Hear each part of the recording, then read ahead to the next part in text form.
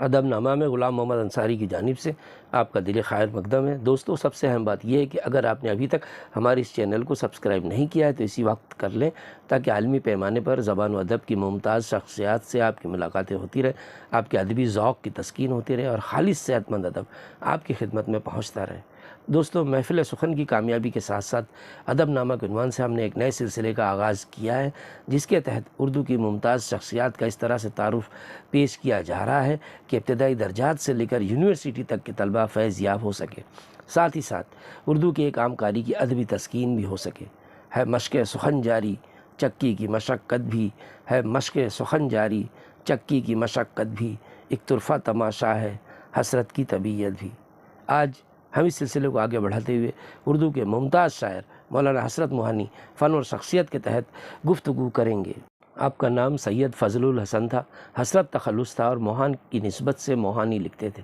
1881 میں موہان میں آپ پیدا ہوئے۔ سید محمود نیشا پوری اپنے وطن نیشا پور سے سلطان شمس الدین التمش کے عہد میں ہندوستان آئے اور موہان میں سکونت اختیار کی۔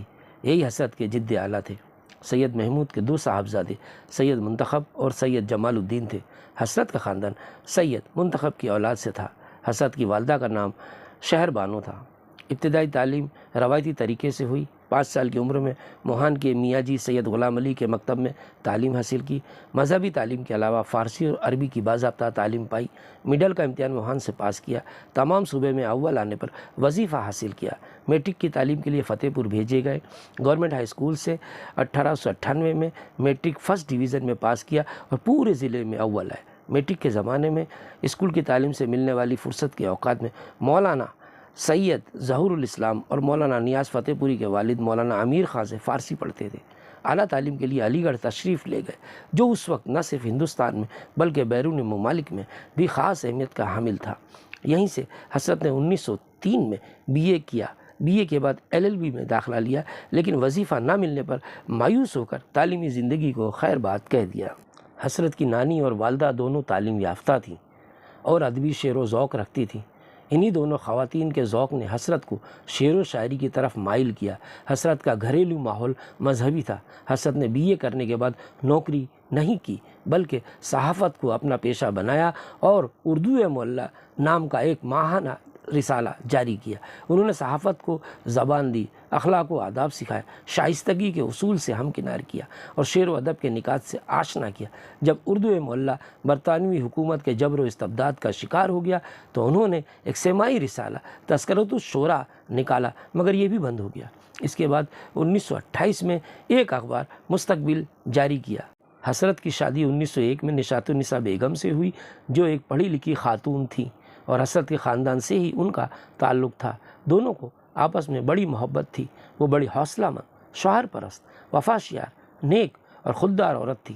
حسرت کی زندگی کے حالات ان کے ذکر کے بغیر مکمل نہیں ہو سکتے۔ یہ بہت کم لوگوں کو معلوم ہے کہ بیگم حسرت نے بھی جدوجہد آزادی میں حصہ لیا تھا۔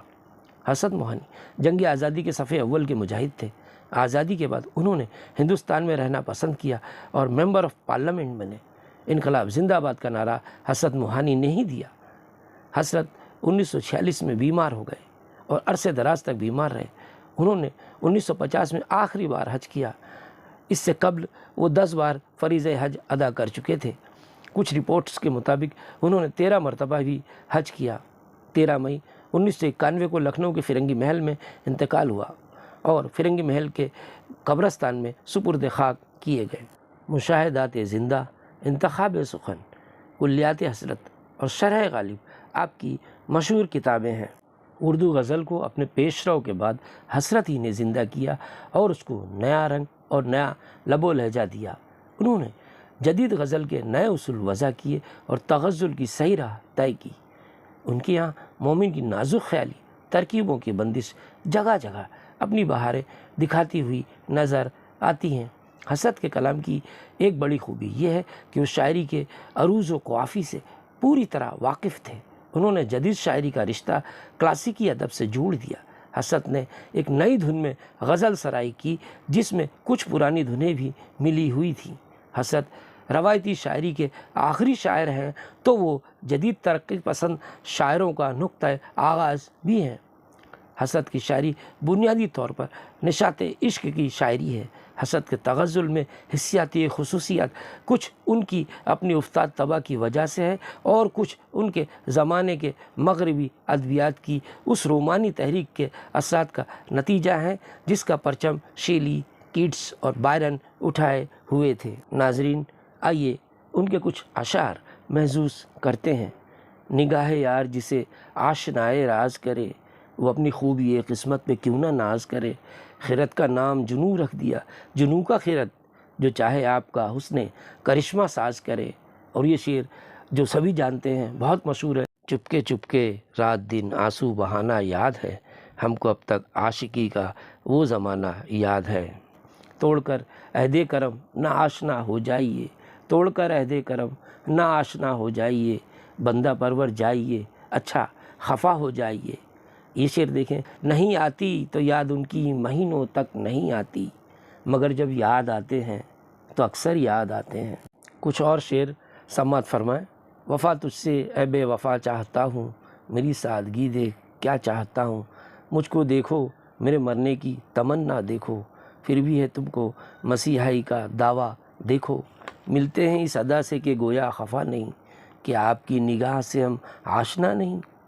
حقیقت کھل گئی حسرت تیرے ترک محبت کی، تجھے تو اب وہ پہلے سے بھی بڑھ کر یاد آتے ہیں۔ اور یہ شعر دیکھیں، ہم کیا کریں اگر نہ تیری آرزو کریں، شعر دیکھیں، ہم کیا کریں اگر نہ تیری آرزو کریں، دنیا میں اور بھی کوئی تیرے سوا ہے کیا، ہم کیا کریں اگر نہ تیری آرزو کریں، دنیا میں اور بھی کوئی تیرے سوا ہے کیا۔ اور یہ شعر دیکھیں کہ آرزو تیری برقرار رہے، دل کا کیا ہے، رہا رہا نہ رہا۔ اور یہ شعر دیکھیں، بہترین شعر، خود عشق کی گستاخی سب تجھ کو سکھا دے گی، اے حسن حیا پرور شوخی بھی شرارت بھی۔ حسرت کی غزل گوئی کی عظمت کا اندازہ فراق کے اس قول سے ہوتا ہے کہ اردو غزل کی 250 برس کی تاریخ میں حسرت کا تغزل ایک نشاط الثانیہ کی حیثیت رکھتا ہے۔ ناظرین، امید ہے آپ کو ہماری یہ پیشکش ضرور پسند آئے گی۔ آپ سے گزارش ہے کہ آپ پہلی فرصت میں ہماری چینل کو سبسکرائب کریں، ساتھ ہی لائک اور شیئر بھی کریں۔ بہت شکریہ۔ آداب۔